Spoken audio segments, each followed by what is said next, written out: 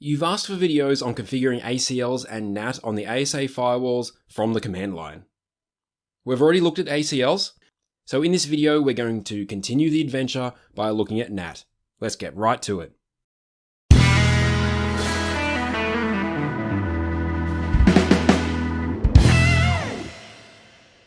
We'll use the same basic topology as we did in the last video, but this time we're making it more realistic by using public IP addresses. Also, to add to the realism, I've removed the ISP router's routes to the private subnets. Remember that private addresses are not allowed on the internet. It's important to realize that we're using modern ASA. NAT changed dramatically when version 8.3 came onto the scene. It's rare to see ASAs older than this now. I only mention it as there's still lots of documentation for pre-8.3 out there, and in some ways it's quite a bit different. I'm also assuming that you have at least a passing knowledge of what NAT is, and you're here to see how it works specifically with the ASA. We won't cover every possible scenario because there's a lot of them, but we will get a good understanding of the ASA's viewpoint on NAT. Following along with this lab is a good idea.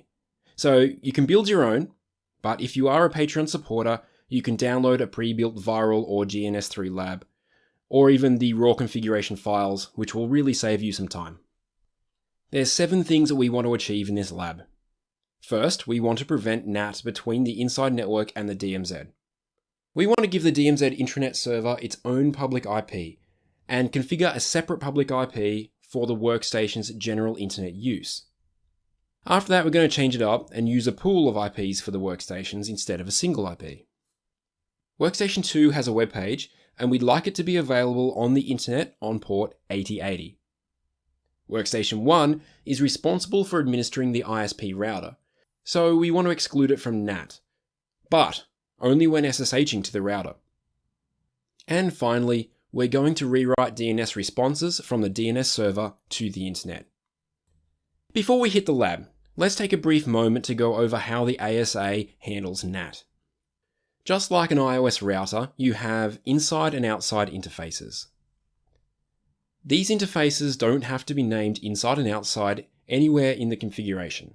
Any name is fine, these are just logical concepts. Normally, an inside network is one that we want to protect with the ASA. The outside is typically an untrusted network like the internet. The good thing is that unlike a router, you don't have to hardcode each interface with inside and outside statements. The inside and outside are defined with each NAT rule, so what we consider inside and outside can change on a rule-by-rule basis. On the inside interface, we use real addresses. This is the real IP address of a host that we want to translate. On the outside interface, we define mapped addresses, which is the IP address after it has been translated. This could be a public IP on the internet, for example. NAT can work in 2 directions. It can be initiated from the host on the inside network, or it can be initiated from a host on the outside network. If a NAT rule allows a translation to be initiated from either side, then this is called bidirectional NAT. Some NAT rules only allow traffic to be initiated from the inside, that is, from the host with the real IP address.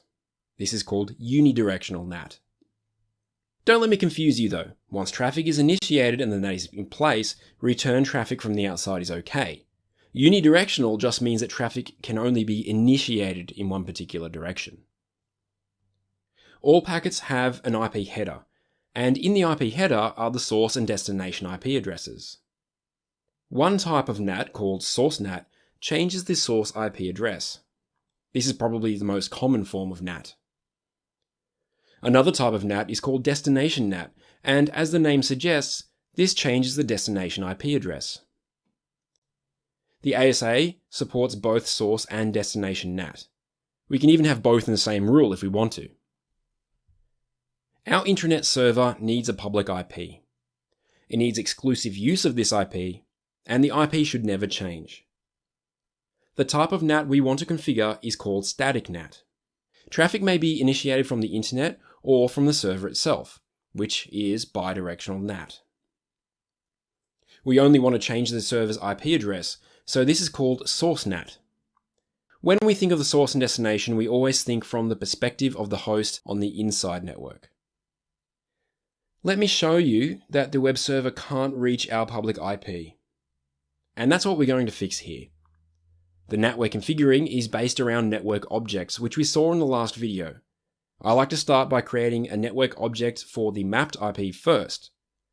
This is just an object with the public IP address.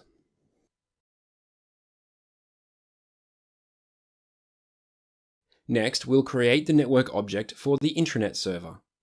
This represents the server's real IP address. Remember to use descriptions whenever you can. We can create NAT within this object. We need to tell it which interfaces represent the inside and outside. It's always inside, then outside. Keep that in mind. And in our case, the inside is the DMZ interface. We could use any as the outside if we wanted. This would mean that NAT would be applied for any egress interface. But we don't want to do that though, as we don't want NAT between the DMZ and inside interfaces. We only want it between DMZ and outside, so we specify the outside interface here. And after the interfaces, we use the static keyword. This tells the ASA that this should be a static NAT. And finally, we give it the mapped IP object. I like to choose the names of my objects around what they're used for. For mapped IPs, I add the word public to the object name. For the real IP, I like to add the name of the interface that the NAT occurs on. So as we're NATing to the outside interface, I would add outside to the object name. You don't have to follow this naming convention, but try to choose something that makes sense to you, as it will help you with troubleshooting later. Now we can go back to the web server and confirm that we can reach the intranet server, which we can. Now we want to configure the firewall to allow internet access from the inside network. Right now this doesn't work as they don't have any public IP addresses. Remember that private IP addresses are not allowed on the internet, which is why we need to give them a public IP. We can configure a single public IP for all the hosts on the inside network. We do this to conserve the number of public IPs that we're using. This is called a port address translation and gives each flow of traffic the same IP address, but a different source port. This allows about 64,000 translations for a single public IP. As each flow of traffic uses different and unpredictable ports, traffic must be initiated from the host inside the network. This makes it a unidirectional NAT. Let's continue by creating a few network objects. The first one defines the internal subnet. The commands are fairly straightforward. The second defines a single mapped IP.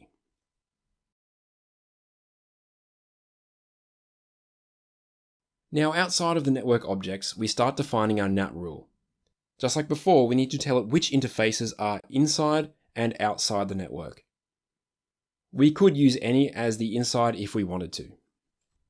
Coincidentally though, we want to use the interfaces named inside and outside.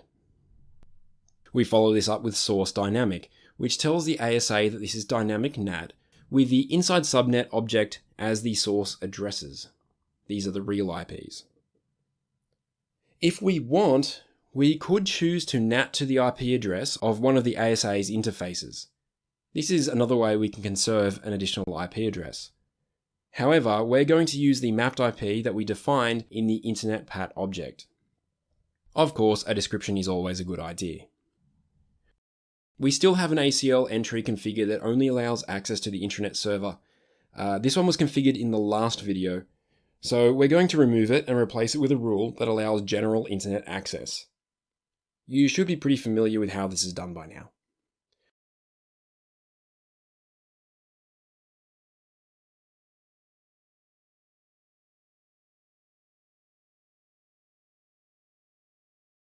If we look at the workstation, we can see that we can ping the web server on the internet as well as retrieve a web page. In addition to this, the second workstation can also access the internet using the same NAT rule. There are some occasions where a single public IP address is not enough. If you have a large network, you might exhaust all the ports on the IP addresses. Or if you have an ASA cluster, you need a unique public IP for each of the cluster nodes. I have a video on that if you want to see it. Also, some security devices will see a lot of requests coming from a single IP address and think that it is the source of an attack. So using a few different IPs can change that up a bit. So our alternative is to translate to a pool of IPs instead of to a single IP. This is still a unidirectional translation. This type of rule doesn't need to use port translation, but it is quite common. So we start this by removing the rule that we just created. But don't worry, we'll put the new one in place very soon. Now we'll create an object with a pool of 2 IP addresses. Notice that these are configured as a range, which means that they need to be consecutive. This is where good IP space planning pays off. Finally, we add the NAT rule back in with a few small changes. Instead of just using the object with the mapped IPs, we need to include the patpool keyword first and then the object. If we test this on the workstations again, we see that they still have internet access.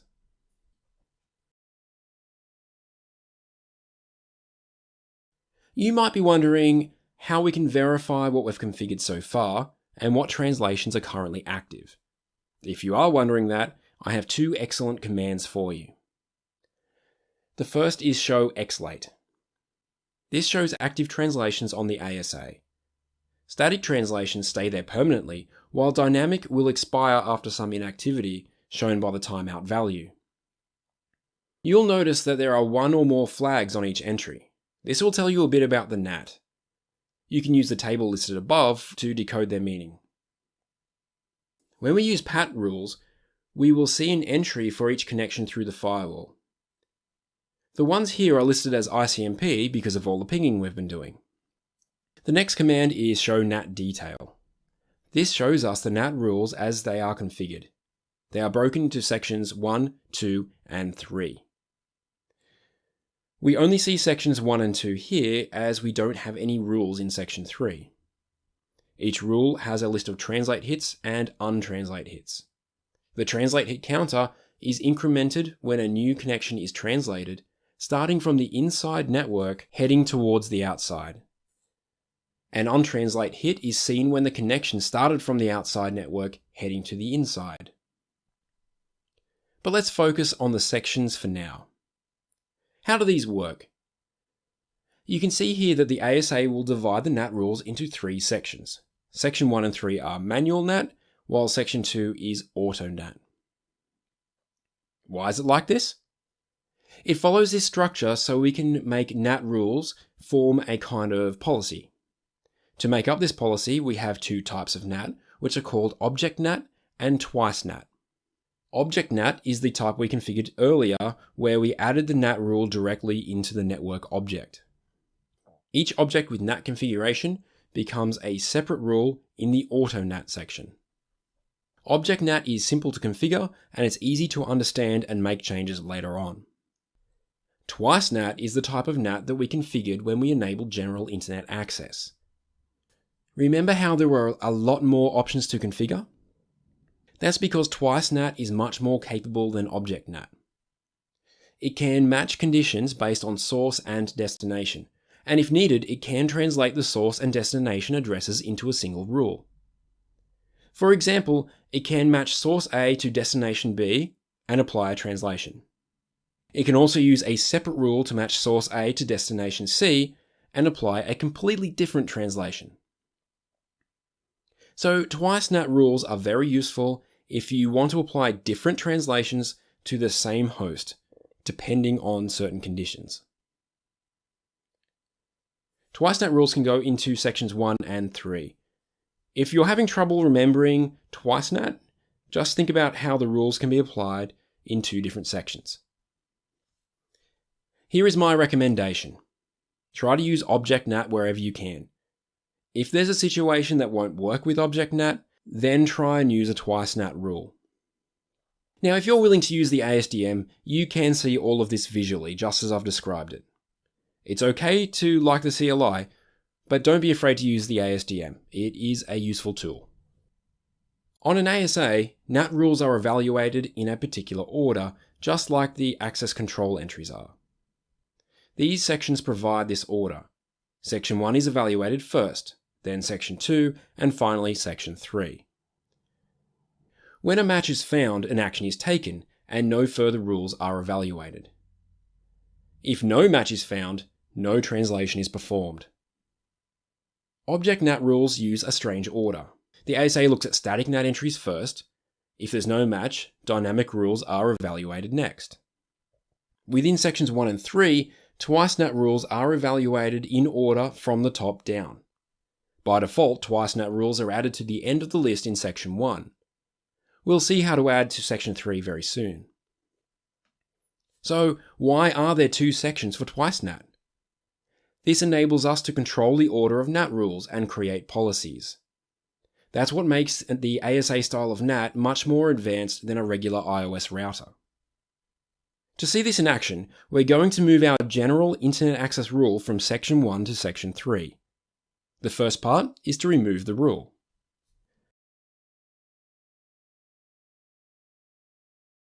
The second part is to add the rule back in with the after auto keyword. This way, it's only applied after other rules have had a chance to be evaluated. If we run show NAT detail again, we can see the rule in section 3. One of our goals is to translate Workstation 2's web server from port 80 to the non-standard port 8080. I just want to say that I don't recommend exposing an internal device directly to the internet. That's what the DMZ network's for. I also recommend using HTTPS instead of HTTP. So we're doing this just to show you how it's done. This is a form of static NAT, and it will be bidirectional. As we're changing ports, this is called static NAT with port translation. This is best done with an object NAT. As usual, we start by creating the network object for the mapped IP.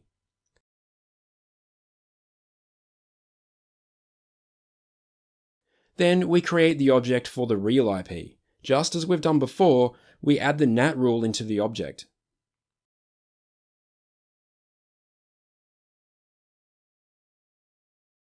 This time, we use the service keyword, which is the ASA's fancy way of saying that we're dealing with ports. We need to include the real port used on the inside first, then the mapped port that we're translating to on the outside. Remember, it's always inside then outside. Finally, we need an ACL to make this work. In the ACL, we need to use the object with the real IP. Remember to always use the real IP and not the mapped one. In addition, we need to use the real port. This may seem backward, but the key is to remember to always use the real IP and the real port. And just to confirm that this works, we can try accessing the web page on port 8080. We have an odd requirement where Workstation 1 needs to be able to administer the ISP router with SSH. Let's say that this router is ours, and it's used to connect to the ISP. So our requirement is that we access the router using the workstation's real IP. This allows the router to permit or deny traffic based on a unique IP address if we want to. If we didn't do this, all traffic coming out of the internal network would use the IPs from the dynamic pool, which makes router security more difficult. So we need to bypass NAT for this traffic. We don't want to bypass NAT for any other traffic, just SSH between the workstation and the router. The solution is Identity NAT. This is where a NAT rule uses the real IP address as the mapped IP. This is also known as NAT exclusion or NAT bypass. Old documentation might call this NAT 0, but ignore that, as they're for ASAs that come before version 8.3, which did NAT very differently. Another common use for this is when you have a VPN. You generally don't want NAT to apply when sending traffic through the VPN tunnel, so you would use an identity NAT to keep the IPs the same. This is actually some very simple configuration. We'll just use an object NAT for this one. Start by defining the object for the real IP. There's no need to configure an object for any mapped IP in this case. For the NAT configuration, just make it static, and use the real IP as the mapped IP. And that's all there is to it. This rule will go into section 2, so we can be sure that it will be evaluated before our general internet access rule that we previously moved to section 3. You see how those sections are working out for us now? A bit of thought ahead of time can make all the difference. We'll quickly throw in an ACL entry to allow access to the router on SSH.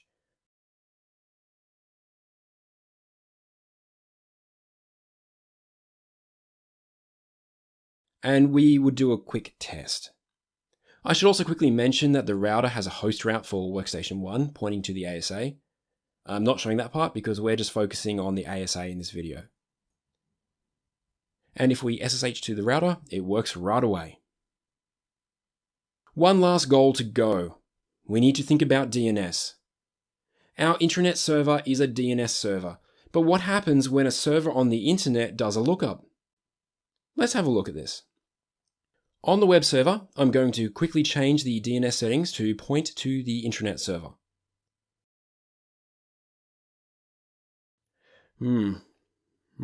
Something's going wrong here. The contents of the file are not showing up in my terminal session correctly.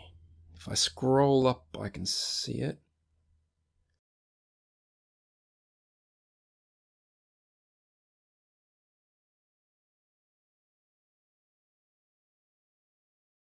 I'm not really sure what's going on with this, but with a bit of fiddling, it looks like I've got it.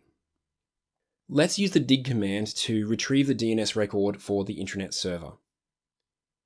See how the IP address is the internal IP? From the outside, we really need this to be the public IP, but the Linux server doesn't know that there's a NAT in place. One solution is to build a second DNS server that is just for public use. It would contain all the same DNS records, but it would have public IP addresses, not private ones. This is called split DNS, and it is absolutely a valid solution. But this video is on ASA, so we're going to look at option number 2, and that is DNS rewriting. We can configure the ASA to look at the contents of the DNS response. When it sees the IP address 172.16.0.1, it can then rewrite this to the public IP 200.111. Now, this might sound really complicated, but it's probably the easiest thing we've done so far. We're going to edit the intranet server's network object. While we're in there, we'll enter the NAT configuration again, but this time we add the DNS keyword to the end of the line. And that is it. It really is that simple. So now to confirm that it works, over to the internet web server to run dig again. And look at that, it's returning the public IP now. Don't forget that you can use Packet Tracer to simulate traffic going through the ASA. If you want a refresher, take a look at the ACL video. And that brings us to the end of ACLs and NAT on the ASA. Hopefully I've covered what you wanted to see. Let me know what you thought in the comments. And if you do some of these things differently, tell me about it. I'd like to hear about the alternatives. Subscribe to the channel if you haven't already, so you can see new content when it's available, and I hope to see you in another video.